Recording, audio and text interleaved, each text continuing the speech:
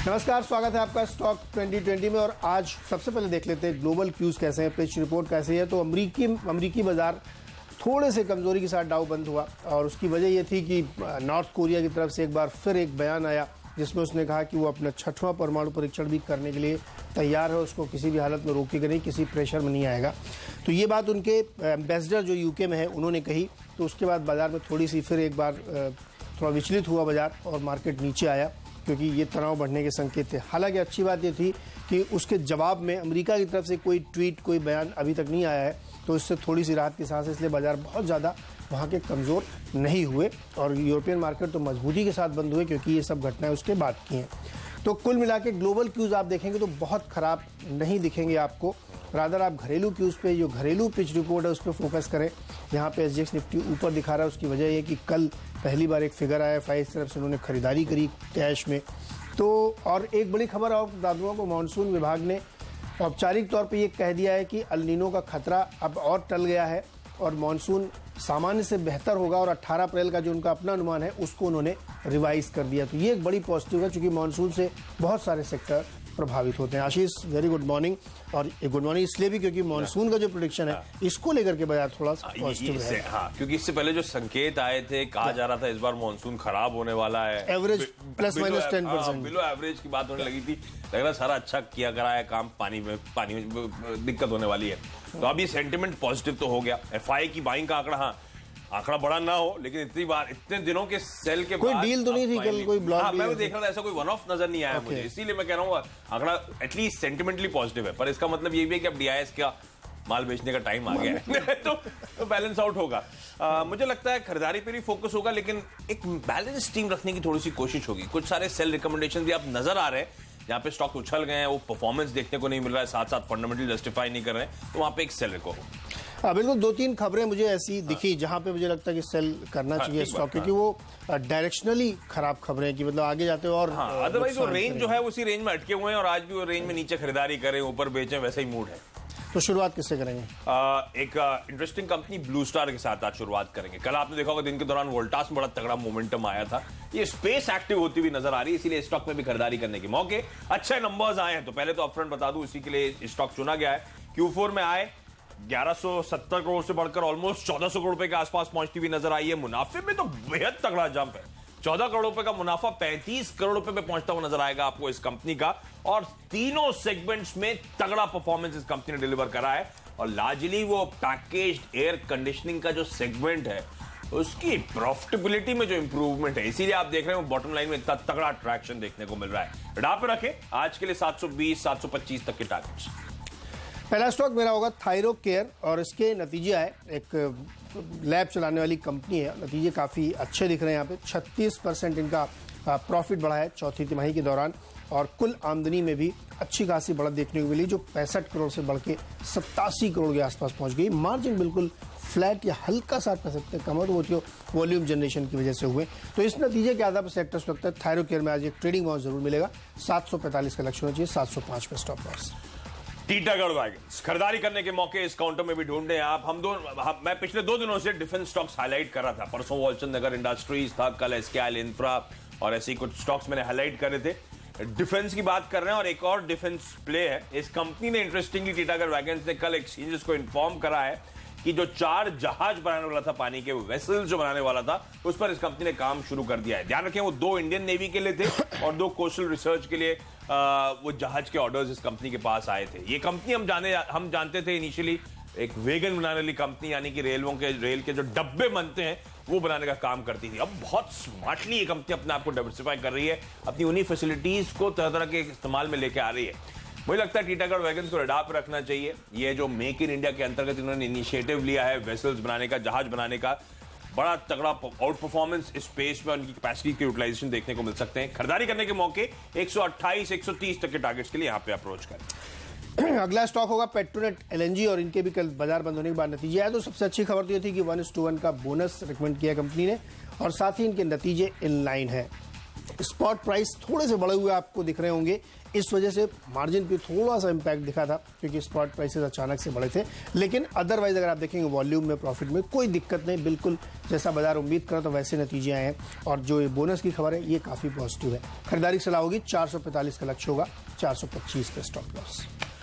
हेक्सावेयर, मैं कह रहा था शुरू में कुछ बैलेंस टीम उतारने की कोशिश है, तो कुछ सेल रिकमेंडेशंस अब मेरे पोर्टफोलियो में आएंगी। हालांकि आईटी लंबे अरसे बाद मोमेंटम में आता हुआ नजर आ रहा है, उसके बावजूद जिस तरह की पोजीशन बिल्डअप हो रही थी उसको देख के लग रहा था कि शायद अब यहाँ पे एक एटलीस्ट अपसाइड्स कैप नजर आती हैं, तो बिकवाली करने के मौके होंगे। और आईटी में अब जो वापस खरीदारी आ रही, ध्यान रखें वो लार्जली लार्ज कैप्स में आ रही है, क्योंकि मिड कैप्स में ज्यादातर तो आउट परफॉर्मेंस बहुत तगड़ा था। इनफैक्ट हेक्सावेयर में भी बहुत तगड़ा मोमेंटम हमने ऑफलेट आता हुआ देखा था। अब जो पोजीशन बिल्डअप हो रही है, इसलिए मैंने कहा उसको देख के लगता है अपसाइड कैप्ड है। बेचने के शायद मौके होंगे अगर बाजार दबाव के साथ शुरू इनिशियल अपटिक आने दीजिए बाजार में, ऊपरी स्तरों पर अगर सेटल होते हैं और हल्का प्रेशर आता है तो ये सेल रिकमेंडेशंस इनिशिएट करें। 245 तक के टारगेट्स के लिए यहां पे अप्रोच करने की सलाह। चलिए यहाँ पे दो शेयर में एक साथ बताऊंगा, एक तो ब्रिटानिया और दूसरा जुबिलेंट फूड्स। इनके लिए एक बुरी खबर है, एफएसएसआई एक बार फिर से हरकत में आया और इस बार उसने जो रिकमेंडेशंस दी हैं वो काफ़ी कड़ी हैं। उन्होंने कहा है कि जो जंक फूड्स होते हैं जिनके अंदर फैट, सॉल्ट, शुगर की बहुत ज़्यादा कंटेंट होते हैं, इसको ज़्यादा टैक्स किया जाए, सरकार की जो को उन्होंने अपने रिकमेंडेशन दिया कमेटी थ्रू। और दूसरा उन्होंने कहा है कि बच्चों से इनको दूर रखा जाए और इन प्रोडक्ट्स के कोई भी विज्ञापन जो बच्चों के चैनल होते हैं जैसे निकलोडियन है, डिस्कवरी किड है, पोगो है, इन सब चैनलों के विज्ञापन में इस प्रोडक्ट का नहीं दिखाया जाना चाहिए। तो ये दोनों ही बड़ी नेगेटिव खबर है इन कंपनियों के लिए जो इस तरीके के फास्ट फूड बनाती हैं जिसमें आमतौर पे सॉल्ट कंटेंट ज़्यादा होता है या फैट ज़्यादा होता है, क्योंकि टेस्ट एनहांसिंग के लिए ये सब चीज़ें डाली जाती हैं। तो ऐसी कंपनियों के लिए ये एक बुरी खबर है। तो ब्रिटानिया बेच के चलिए, 3550 का लक्ष्य होगा। और जुबिलेंट फूड वर्क्स में भी आपको यहाँ पे सेल करना चाहिए, 960 का लक्ष्य होगा। इनसे ज्यादा तो मीडिया कंपनी के लिए दिक्कत की बात है जो ये चैनल से रन रेवेन्यूज गिरेंगे, पूरे एड्स ही इन्हीं लोग के आते हैं वहां पर। तो दिक्कत है। और आपने का बड़ा इंटरेस्टिंग फंसा है, वापस एक्टिव होता हो तो डर लग गया था पहले तो एकदम से। वो नेस्ले का केस आज भी सब भूले नहीं है। इंटीग्रल एविएशन अगला स्टॉक है, ये भी बिकवाली करने की सलाह है, लार्जली इसीलिए क्योंकि स्टॉक में तगड़ा मोमेंटम था, उसके बाद थोड़ा ठंडा होने के संकेत आ रहे थे, लेकिन यहाँ पे थोड़ा सा कंसर्न है, मैं आपको आगे हाईलाइट करूंगा। बिकवाली करने की सलाह इसीलिए क्योंकि वीक क्वार्टरली परफॉर्मेंस है, तगड़ा इस कंपनी का। हमने देखा 27% साल दर साल पैसेंजर ट्रैफिक का ग्रोथ हुआ, उसके बावजूद आय में सिर्फ 18% का उछाल था। वो इसीलिए क्योंकि यील्ड्स कमजोर पड़ी, कच्चे तेल की कीमतें बढ़ने से इनके फाइनेंशियल्स में इंपैक्ट पड़ा था। तो लार्जली उसी के चलते यहाँ पे हायर कॉस्ट और लोअर यील्ड्स का इंपैक्ट था फाइनेंशियल्स पे। पर मैंने कहा एक कंसर्न है बेचने के लिहाज से, क्योंकि अब कच्चा तेल जो ठंडा पड़ रहा है, ये जो मैं बात कर रहा हूं ये हाइंडसाइट की, पिछले क्वार्टर की बात कर रहा हूं। अब वापस economic environment, macro environment in companies के लिए इंप्रूव होता हुआ नजर आ रहा है। तो अगर दिन के दौरान दबाव दिखता है ऊपरी स्तरों से, इसीलिए मैं शुरुआत से हाईलाइट कर रहा हूं, तभी ये सेल इनिशिएट करें। अदरवाइज मार्केट का मूड अच्छा है और कच्चा तेल ठंडा पड़ा है तो एविएशन कंपनीज वापस चल सकती हैं। तो कॉशियस है 1110 के टारगेट्स के लिए। चलिए, मेरा अगला स्टॉक होगा भारती एयरटेल और इनके नतीजे भी कमज़ोर आए हैं। और इसमें दिक्कत यही है कि खुद कंपनी ने माना है कि जो रिलायंस जियो आने के बाद से तस्वीर बदली है पूरी मोबाइल मार्केट की, डेटा मार्केट की, वो काफ़ी नुकसानदायक रही है। और इनका जो कंसोलिडेटेड नेट प्रॉफिट है उसमें 26% की गिरावट देखने को मिली है तिमाही दर तिमाही। और जो कुल आमदनी है वो भी इनकी गिर के बंद हुई है करीब। जो सबसे इंपॉर्टेंट चीज़ होती है कि आरपू देखा जाता है किसी भी टेलीकॉम कंपनी में कि हर यूज़र से कितनी कमाई कंपनी को हो रही है। तो इनके आरपू में भी हिट हुआ है करीब 8.5% का। ये आगे जाते हुए और इंटेंसिफाई होगा क्योंकि जो नया प्लेयर है रिलायंस जियो वो बहुत एग्रेसिव है और जो नए तरह तरीके के प्लान्स आ रहे हैं तो वो सीधे सीधे आरपू पे हिट होंगे। तो जो एस्टेब्लिश्ड प्लेयर हैं उनके लिए दिक्कत हो रही है, इसलिए भारतीय नतीजे खराब आए। 330 के लक्ष्य के साथ बेच के चले, 349 पे स्टॉप लॉस रखें। अच्छा, आईडीबीआई आज फोकस में रहेगा, तो ये एक और बिकवाली करने की सलाह होगी। रिजर्व बैंक ऑफ इंडिया ने जो सो कॉल्ड कहते हैं ना प्रॉम्प्ट करेक्टिव एक्शन यानी कि पीसीए फ्रेमवर्क इन्वोक कर दिया है। आसान शब्दों में बढ़ते एनपीए पर आईडीबीआई बैंक को आरबीआई ने एक चिट्ठी लिख डाली है। अब इसमें उन्होंने कहा है कि इस कंपनी को अपने current ratios, asset quality, profitability को लगातार एसेस करना पड़ेगा। अगर कोई भी नॉर्म्स डिविएट होते हैं तो यहाँ पे स्ट्रिक्ट एक्शंस लिए जा सकते हैं, जिसमें इनकी लेंडिंग पे कंट्रोल, इनके ब्रांच एक्सपेंशंस पर रोक लगाई जा सकती है, मैनेजमेंट में बदलाव करे जा सकते हैं, एसेट्स को रिड्यूस करा जा सकता है। ये तमाम दिक्कतें। और जो एसेट क्वालिटी रिव्यू AQR हुआ था उसके बाद आईडीबीआई की बुक्स पे खासा प्रेशर देखने को मिला था। उसके बाद ये आरबीआई की तरफ से चिट्ठी आई है। आईडीबीआई के लिए इवेंचुअली ये जो आरबीआई के कड़े कदम हैं शायद अच्छे होते हुए नजर आए, लेकिन इस समय सेंटिमेंट खराब होते हुए नजर आएंगे और हम सिर्फ एक होप में जी रहे थे आईडीबीआई को लेकर कि वो स्टेक सेल होना है, वो अभी तक कोई खबर नहीं है। तो मुझे लगता है ये अच्छे अप मूव्स के बाद शायद अब यहाँ पे ठंडा होता हुआ नजर आए। तो 79 तक के लेवल्स के लिए यहाँ पे अप्रोच करें और इसी के साथ वक्त है हम दोनों की टीम्स के आप भरोसेमंद यानी कि डिपेंडेबल खिलाड़ी जानने का। Kotak Mahindra bank dependable share होगा और उसमें दो खबरें हैं। एक तो इनके राइट्स इश्यू को शेयर होल्डर्स के अप्रूवल मिली है, करीब 6.25 करोड़ शेयर इश्यू होंगे और साथ ही 49% तक एफआई लिमिट बढ़ा दी गई है। और इस कंपनी को इसलिए भी सेलेक्टर्स को पसंद है क्योंकि इन्होंने एक बहुत बड़ा एक्विजिशन प्लान कर रखा है एआरसी के थ्रू और उनको लगता है वहां पे काफी फायदा होगा। कोटक बैंक पे नजर रखिए, यहाँ पे खरीदारी की सलाह होगी। 925 का लक्ष्य होगा आज के लिए और 900 के आसपास स्टॉप लॉस। जीएमडीसी ये होगा आज का हमारा डिपेंडेबल खिलाड़ी। बेहद स्ट्रॉन्ग Q4 नंबर्स आए हैं। आय में साल दर साल 50% और मुनाफे में 130% का उछाल इस कंपनी ने डिलीवर करा है। इनफैक्ट तिमाही दर तिमाही भी मैं देख रहा था मुनाफा ऑलमोस्ट 100% के आसपास का उछाल। तो साल दर साल क्यू ऑन क्यू किसी भी पैरामीटर पे देख ले गजब का परफॉर्मेंस है और ये कोर परफॉर्मेंस इंप्रूव होता हुआ नजर आ रहा है। बीटा मार्जिन इस कंपनी के 19.5% से बढ़कर 28.5% पे पहुंचे। ऑलमोस्ट 850-900 बेसिस पॉइंट्स का इंप्रूवमेंट है। सालाना ईपीएस जो 6-7 रुपए के आसपास था बढ़कर 10-10.5 रुपए के आसपास आ गया है। मैं इसीलिए हाईलाइट कर रहा हूं कि वैल्यूएशन के लिहाज से वो और अतिरिक्त कंफर्ट देता है। माइनिंग और पावर दोनों सेगमेंट में बहुत तगड़ा परफॉर्मेंस है और पावर में तो ऑपरेशनल लेवल पे कंपनी अब प्रॉफिट्स क्लॉक करना शुरू कर चुकी है और इसीलिए आप देख रहे हैं कि इस कंपनी के प्रॉफिटेबिलिटी नंबर्स में इस तरह का मार्क्ड इंप्रूवमेंट है। खरीदारी करें 130-132 तक के लेवल्स के। चलिए यहाँ पे एक छोटा सा ब्रेक से लौटेंगे तो आपको बताएंगे बाकी के 4 शेयर्स फ्री हिट और पिंच हिटर भी होगा।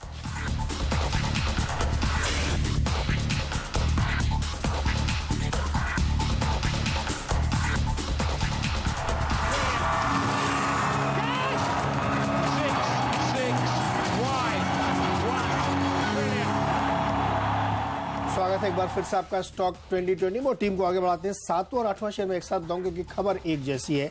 आरसीएफ और फैक्ट दो फर्टिलाइजर कंपनियां सेलेक्टर्स ने चुनी है और वो इसलिए चुनी है कि मॉनसून का जो अपडेट आया है वो बहुत बढ़िया है, बहुत पॉजिटिव है और उसमें मानसून विभाग ने ये कहा है सरकारी तौर पर कि जो अल्नीनो का खतरा बन रहा था वो एकदम टलता हुआ दिख रहा है। तो औसत से ज्यादा बारिश होगी इस साल, यानी जैसे पिछले साल हुई थी वैसी बारिश होगी। तो ये एक बहुत पॉजिटिव खबर है। साथ ही उनका ये भी मानना है कि जो 18 अप्रैल को उन्होंने अपना प्रोजेक्शंस दिया था उससे बेहतर बारिश होगी। तो इन खबरों के चलते जो तमाम फर्टिलाइजर कंपनीज हैं उनको बहुत फायदा होगा। ऑटो और पूरी इकोनॉमी में बहुत सारे डिपेंडेंट होते हैं मानसून पे, तो उन शेयरों को, उन सेक्टर्स को बहुत फायदा होगा। साथ ही फर्टिलाइजर कंपनी स्पेशली इसलिए भी क्योंकि सरकार भी इनको रिवाइव करने की कोशिश कर रही है। फैक्ट को तो एक तरीके से स्ट्रेटेजिक सेल के तहत भी लाने की कोशिश हो रही है। तो फर्टिलाइजर पर नजर रखिए। आरसीएफ में 97 रुपए का लक्ष्य होगा, 88 का स्टॉप लॉस और फैक्ट में भी आपको खरीदारी करनी चाहिए। यहाँ पे 65 रुपए का लक्ष्य होगा, 57 का स्टॉप लॉस। एक और बिकवाली करने की सलाह और यह है LIC हाउसिंग फाइनेंस। तगड़े रीरेटिंग के बाद अब ये हाउसिंग फाइनेंस कंपनी जो है कुछ इन लेवल्स के आसपास टॉप आउट होती हुई नजर आ रही है। आसान शब्दों में लग रहा है कि फर्दर लेग्स नहीं रह गए, इसीलिए आप देख रहे हैं स्टॉक्स यहाँ ठंडे पड़ रहे हैं, कुछ स्टॉक्स करेक्ट होते हुए नजर आ रहे हैं। LIC हाउसिंग फाइनेंस में भी अगर मैं इसीलिए लगातार कह रहा हूं दिन के दौरान अगर ऊपरी तरह से प्रेशर आता है क्योंकि नीरज ने दो बड़े इंपॉर्टेंट पॉजिटिव्स हाईलाइट करें, FI का आंकड़ा और मॉनसून। दिन के दौरान अगर ठंडा पड़ता है तो बिकवाली करने के मौके 668 के टारगेट्स के लिए। एक और इंटरेस्टिंग स्टॉक है कार्बोरंडम यूनिवर्सल का। वैसे तो बहुत तगड़ी रेटिंग हो चुकी है, अब इन स्टॉक लेवल्स के आसपास स्टॉक कंसोलिडेट हो रहा है, लेकिन अभी भी जो नंबर्स आए हैं इस कंपनी के वाकई बेहद इंकरेजिंग है। आय में 12% का उछाल था, उम्मीद से बेहतर आंकड़े देखने को मिले हैं। EBITDA में एक्सपेक्ट कर रहे थे 92 करोड़ रुपीस का आएगा, 98 करोड़ रुपीस का इस कंपनी ने EBITDA दिया है। मार्जिन एक्सपेक्टेड था कि कॉन्ट्रैक्ट होंगे, यानी कि साल दर साल मार्जिन गिरेंगे। दरअसल मार्जिन में एकदम स्टेबिलिटी देखने को मिल रही है। 150-200 बेसिस पॉइंट की कॉन्ट्रैक्शन की एक्सपेक्टेशंस थी। खरीदारी करने के मौके 310 के टारगेट्स के लिए और इसी के साथ वक्त है हम दोनों की टीम्स के फ्री हिट खिलाड़ी जानने का।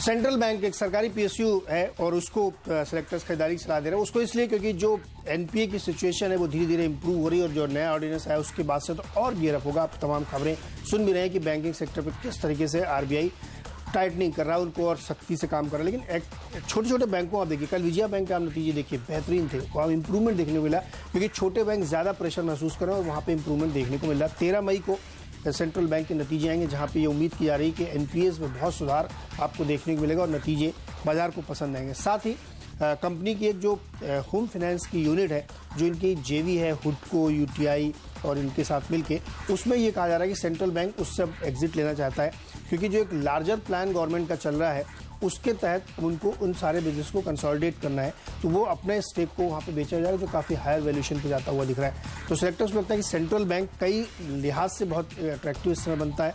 एक तो जो बड़ी योजना है सरकार की मर्जर वाली, उसके तहत एनपीए पे जो सख्ती की गई, तो रिकवरी बहुत बढ़िया उसके तहत, और ये जो वैल्यूएशन अच्छे लेकर के हाउसिंग फाइनेंस से बेचना चाहते हैं वो बहुत पॉजिटिव है। तो सेलेक्टर्स को लगता है सेंट्रल बैंक खरीदना चाहिए। 130 का लक्ष्य होगा, 117 के आसपास स्टॉप लॉस। बिरला केबल, कुछ ऐसी इंटरेस्टिंग कंपनीज जो इन लेवल्स के आसपास अट्रैक्टिव लगती है उन्हें हाईलाइट करने की कोशिश है। ये कंपनी पहले बिरला एरिक्सन के नाम से जानी जाती थी, इसलिए आपकी स्क्रीन पर, और अब ये बिरला केबल के नाम से जानी जाती है। एक छोटे दायरे, नैरो रेंज में ये स्टॉक कामकाज कर रहा है लंबे अरसे से, और इसके हाईज जो थे उससे तो 15-20% नीचे ट्रेड कर रहा है। इस कंपनी का मार्केट कैप है 130 करोड़ रुपए का। FY16 की ही टॉप लाइन 250 करोड़ रुपए की थी इस कंपनी की, जिसके सामने मार्केट कैप सिर्फ 130 करोड़ का है। प्रॉफिट्स करती है 8.5 करोड़ रुपए का मुनाफा हुआ था FY16 में, और तब इस कंपनी का EPS था ऑलमोस्ट 3 रुपए के आसपास। तो वैल्यूएशंस के लिहाज से मैं इसलिए हाईलाइट कर रहा हूं, कंफर्ट है FY17 के अर्निंग्स, और मैं अगर आगे की डिस्काउंटिंग करूं तो ये कंपनी एक प्रीमियर कंपनी है, टेलीकम्युनिकेशन केबल्स बनाने का काम करती है, और वहां पे भी कॉपर और फाइबर ऑप्टिक केबल्स पर इस कंपनी का रुझान है। और ये वो स्पेस है जिसमें आपने तमाम लिस्टेड कंपनीज में बड़ी तगड़ी रीरेटिंग होती हुई देखी है। इस सरकार के तमाम प्लान्स के बाद ऑप्टिमिज्म बहुत ज्यादा बिल्ट इन हो रहा है। प्रमोटर्स इस कंपनी में हेल्दी 66% का स्टेक ओन करते हैं, और इस कंपनी का बिजनेस, इस कंपनी के फाइनेंशियल, इस कंपनी के वैल्यूएशन अगर आपको कंफर्ट नहीं देते हैं, तो ये जो 130 करोड़ रुपए की बिरला केबल्स कंपनी है, ये एक और लिस्टेड कंपनी यूनिवर्सल केबल्स, जिसका 300 करोड़ रुपए का मार्केट कैप है, उसमें ऑलमोस्ट 5.5-6% के आसपास का स्टेक भी ओन करते हैं। वो उनकी ग्रुप कंपनी है। इन सबको देखते हुए लगता है अट्रैक्टिवली प्लेस है ये कंपनी, रडार पर रखना चाहिए। और क्योंकि ट्रेडिंग की बात कर रहे हैं, 47 तक के टारगेट्स, और उसके बाद अगर अच्छा मूव, स्ट्रॉन्ग अप आता है, तो ट्रेलिंग स्टॉप लॉस के साथ फर्दर गेन्स के लिए अप्रोच करें। और इसी के साथ वक्त है हम दोनों की टीम्स के आप पिंच हिटर स्टॉक जाने का। बिल्कुल, तो पिंच हिटर के तौर पे हमने चुना है एलेम्बिक को। इसके भी नतीजे कल आए, काफी बढ़िया दिख रहे हैं। नुकसान था 1.5 करोड़ का, वहां से निकल के 3 करोड़ के प्रॉफिट में आ गई है। रेवेन्यूज में 18% की ग्रोथ देखी, और ये 33 करोड़ के आसपास आया। तो खरीदारी सलाह होगी 52 का लक्ष्य, 47 पे स्टॉप लॉस। अच्छा, टीटागढ़ वैगन्स को मैंने शुरुआत में हाईलाइट करा था, इसी की ग्रुप कंपनी सिमको को फिर रडार पे लेकर आया हूं। इसी का आम है टीटागढ़ वैगन्स का ये सिमको, जो कि वैगन बनाने का काम करती थी। मैंने पिछले हफ्ते भी शायद हाईलाइट करा था कि किस तरह से ट्रैक्टर कारोबार में उतर रही है। टीटागढ़ वैगन जैसे डिफेंस वेसल मैन्युफैक्चरिंग में उतर रही है, ये ट्रैक्टर कारोबार में उतर रही है। कमर्शियल लॉन्च एक्सपेक्टेड, एंटिसिपेटेड है। तो वैगन्स के अलावा अब अपनी X6 कैपेसिटीज को ये ग्रुप जो है बड़ा स्मार्टली हैंडल कर रहा है। रडार पे रखें इस कंपनी को भी आज फिर 88 तक के टारगेट्स के लिए। चलिए अभी एक छोटा सा ब्रेक लेते हैं। ब्रेक से लौट के आएंगे तो आपको पूरी टीम दिखाएंगे, और साथ ही कप्तान की पसंद का शेयर भी।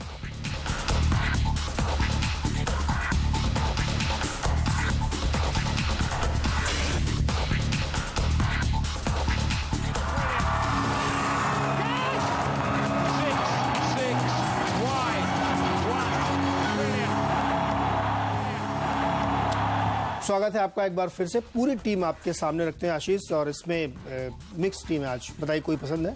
काफी सारे स्टॉक्स, और इसमें आपका फ्री हिट खिलाड़ी, क्योंकि कल मैं देख रहा था सरकारी बैंक्स के रिजल्ट्स अच्छे थे, परफॉर्मेंस बेहतर देखने को मिला था। और आप जो तमाम ट्रिगर्स हाईलाइट कर रहे हैं इस बैंक को लेकर, central bank of India interesting है, तो इसे रडार पर रखना चाहिए। अच्छा, मेरी टीम आपकी स्क्रीन पर आएगी। यहाँ पे आज काफी हद तक बैलेंस्ड है, बाय और सेल रिकमेंडेशंस दोनों है। आपको कुछ पसंद आ रहा है? देखिए, टीटागढ़ वैगन के साथ मैं इसलिए जाऊंगा क्योंकि वो 11 तारीख वाली जो बहुत महत्वपूर्ण बैठक होनी है डिफेंस वाली, वो बहुत सिग्निफिकेंट है। तो तमाम सारे स्टॉक जो इस क्षेत्र में काम करना चाहते हैं उनको फायदा होगा, और आप जो लक्ष्य दे रहे हैं मुझे लगता है तो खुलते ही आसानी से अचीव हो जाना चाहिए। पूरी टीम पे जल्दी से नजर डालते हैं यहाँ पे किस तरीके की टीम बनी। तो 3 हमने इसमें आज सेल साइड के स्टॉक्स दिए। ब्रिटानिया, जुबिलेंट फूड, जहाँ पे फसाई की ओर से इनके ऊपर कुछ रिस्ट्रिक्शंस की खबरें आ रही हैं, और भारतीय एयरटेल के नतीजे काफी कमजोर है, इसलिए वहाँ बेच के चलिए। लेकिन थायरो केयर और पेट्रोनेट के नतीजे बेहतर हैं, इसलिए वहाँ पे खरीदारी सलाह होगी। पेट्रोनेट ने तो बोनस का भी ऐलान किया है। कोटक महिंद्रा बैंक में राइट्स इशू और FII की लिमिट बढ़ाने को अप्रूवल मिल गया शेयर होल्डर से। मॉनसून अच्छा होगा, उम्मीद से बेहतर होगा, इसलिए RCF और फैक्ट में खरीदारी की सलाह होगी। सेंट्रल बैंक अपनी हाउसिंग यूनिट बेचने की तैयारी चल रही है। साथ ही एनपीए रिवाइवल के संकेत हैं और एलेम्बिक एक और छोटा स्टॉक है जहां पे नतीजे काफी बेहतर आए। एक बैलेंस टीम बताने की कोशिश करिए। सीक्वेंस में चलते हैं। ब्लू स्टार अच्छे नंबर्स थे, एयर कंडीशनिंग कारोबार में मार्जिन में तगड़ा उछाल है। टीटागढ़ वैगन्स, अब वो डिफेंस के लिए जो शिप मैन्युफैक्चरिंग का काम है उसकी शुरुआत हो चुकी है। रडार पे रखें इस कंपनी को, अपने एसेट्स को बड़ा स्मार्टली अब ये यूटिलाइज कर रहे हैं। हेक्सावेयर अटकता हुआ नजर आ रहे हैं लेवल्स के आसपास, शायद बिकवाली करने के मौके होंगे। इंटरग्लोब एविएशन नंबर्स कमजोर हैं, इसीलिए एक सेल रिकमेंडेशन, लेकिन ध्यान रखें कच्चा तेल जो ठंडा पड़ रहा है वो अभी भी एक ट्रिगर बना हुआ है। रिजल्ट पुरानी हिस्ट्री की बात कर रहे हैं। आईडीबीआई बैंक, वो आरबीआई की तरफ से जो चिट्ठी लिखी गई है वो थोड़ा सा सेंटिमेंटल डैम्पनर है, इसलिए आज से आज बिकवाली करने के मौके होंगे। डिपेंडेबल के तौर पे जीएमडीसी, ये कंपनी तगड़े मोमेंटम है, बेहतरीन नंबर साल दर साल कंपेयर कर लें, तिमाही दर तिमाही कंपेयर कर लें, तगड़ा उछाल देखने को मिलेगा आपको। एलआईसी हाउसिंग फाइनेंस, ये हाउसिंग फाइनेंस कंपनी की तगड़ी रीरेटिंग के बाद इन लेवल्स के आसपास कुछ थकने के संकेत आ रहे हैं, इसीलिए यहां पे बिकवाली करने के मौके होंगे। कार्बोरेंडम अच्छे मोमेंटम के बाद स्टॉक कंसोलिडेट कर रहा है और इस बीच में आपने देखा होगा बेहतरीन नंबर्स इस कंपनी की तरफ से, उम्मीद से बेहतर। बिरला केबल रेंज बाउंड देखा गया है स्टॉक को, लेकिन स्टॉक पे कई सारे इंटरेस्टिंग ट्रिगर्स हैं, वैल्यूएशंस के लिहाज से अट्रैक्टिव नजर आता है। और सिमको फाइनली टीटागढ़ का ही एक आर्म, और यहां पे भी जो अपने एसेट्स को स्मार्टली यूटिलाइज करने की बात, ना सिर्फ वेगन मैन्युफैक्चरिंग बल्कि ट्रैक्टर मैन्युफैक्चरिंग में वो कमर्शियल ऑपरेशंस जल्द शुरू होते हुए नजर आएंगे। इस कंपनी को भी अपने रडार पे रखें। चलिए यहाँ पे एक और छोटा सा ब्रेक लेते हैं, लेकिन जब ब्रेक से लौटेंगे तो होगा मार्केट काउंटडाउन हर्षद और अनिल के साथ।